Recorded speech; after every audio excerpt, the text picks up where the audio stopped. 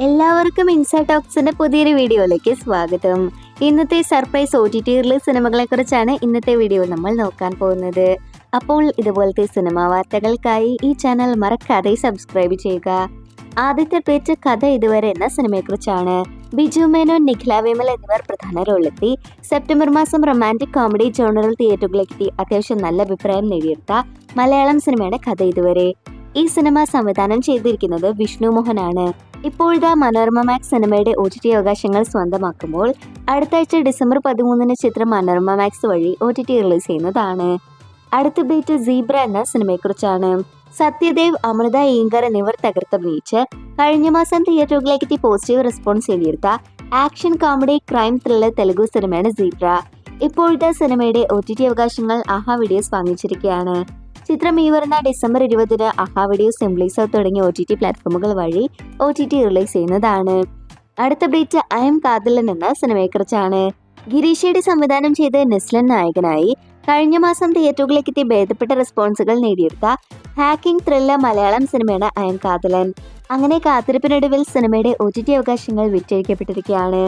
Manorama max ആണ് സിനിമയുടെ OTT അവകാശങ്ങൾ വാങ്ങിച്ചിരിക്കുന്നത്. ഇനി സിനിമ എന്ന് OTT റിലീസ് ചെയ്യുമെന്ന് ചോദിച്ചാൽ ക്രിസ്മസ് സ്പെഷ്യലായി ഡിസംബർ 20 മനോരമ മാക്സ് വഴി ചിത്രം OTT റിലീസ് ചെയ്യുന്നതാണ്. കാത്തിരിക്കാം സിനിമയുടെ ഒഫീഷ്യൽ OTT റിലീസ് പ്രഖ്യാപനത്തിനായി. ഇനി ഇന്ന് രാത്രി OTT റിലീസ് ചെയ്യുന്ന സിനിമ ഏതെന്ന് നോക്കിയിട്ടുണ്ടെങ്കിൽ കങ്കുവ എന്നാണ് സിനിമയുടെ പേര്. ശിവ സംവിധാനം ചെയ്ത് സൂര്യനായകനായി പാൻ ഇന്ത്യൻ റിലീസായി നവംബർ 14 തിയേറ്ററുകളിലേക്ക് വൻ ദുരന്തമായി മാറിയ തമിഴ് സിനിമയാണ് കങ്കുവ. ആക്ഷൻ ഡ്രാമ പീരിയഡ് ജോണറിൽ തിയേറ്ററുകളിലേക്ക് എത്തിയ സിനിമയുടെ OTT അവകാശങ്ങൾ നേരത്തെ തന്നെ ആമസോൺ പ്രൈം വീഡിയോ സ്വന്തമാക്കിയിരുന്നു. ചിത്രം ഇന്ന് രാത്രി 12 മണിക്ക് ഡിസംബർ 8 ആമസോൺ പ്രൈം വീഡിയോസ് വഴി മലയാളം, തമിഴ്, തെലുഗു, കന്നഡ, ഹിന്ദി ഭാഷകളിൽ OTT റിലീസ് ചെയ്യുന്നതാണ്.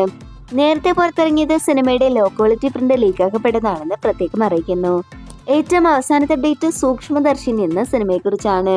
ബേസിൽ ജോസഫ്, നസ്രിയ കോംബോയിൽ കഴിഞ്ഞ മാസം തിയേറ്ററുകളിലേക്ക് എത്തി ഏറ്റവും വലിയ വിജയം നേടിയെടുത്ത ക്രൈം ത്രില്ലർ മലയാളം സിനിമയാണ് സൂക്ഷ്മദർശിനി. ഇപ്പോഴത്തെ സിനിമയുടെ OTT അവകാശങ്ങൾ ഡിസ്നി പ്ലസ് ഹോട്ട്സ്റ്റാർ സ്വന്തമാക്കിയിരിക്കുകയാണ്.